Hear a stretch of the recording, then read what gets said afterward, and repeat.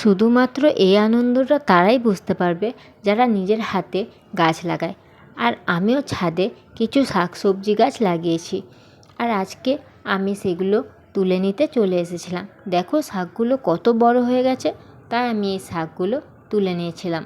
আর তারপরে এখানে অনেকগুলো ছোলা শাক হয়ে গেছে, আর এগুলো গরমের জন্য পুরো হলুদ হয়ে যাচ্ছে, ঠিকমতো হচ্ছেই না, তাই আমি এই শাকগুলোও তুলে নিয়েছিলাম।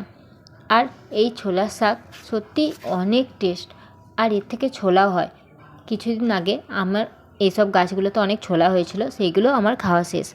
আর এরপরে দেখো আমি এখানে আরও অনেক কিছু তুলে নেব। কিছু ভেন্ডি হয়ে গেছিলো, সেগুলো যাতে পেকে না যায়, তাই আমি সেই ভেন্ডিগুলো তুলে নিয়েছিলাম।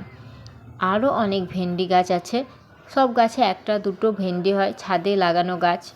অনেক ভেন্ডি না হলেও শখের দাম লাখ টাকা, সেই শখের জন্যই গাছগুলো লাগানো।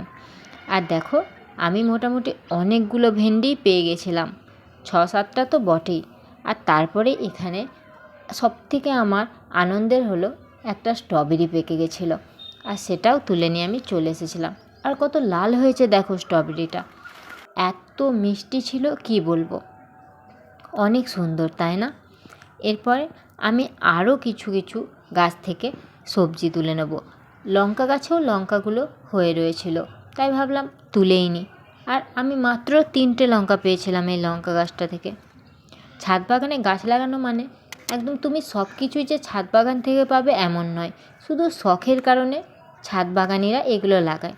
তাছাড়া এমন নয় যে অনেক শাকসবজি হয়, কিনতেই হয় না, এমনটা নয়।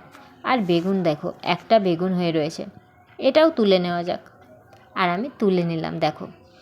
আর একটা টমেটোও এদিকে হয়েছিল, সেই টমেটোটাও পেকে গেছিলো, পাখিতে খেয়ে নেবে বলে আমি দেখো এই টমেটোটাও তুলে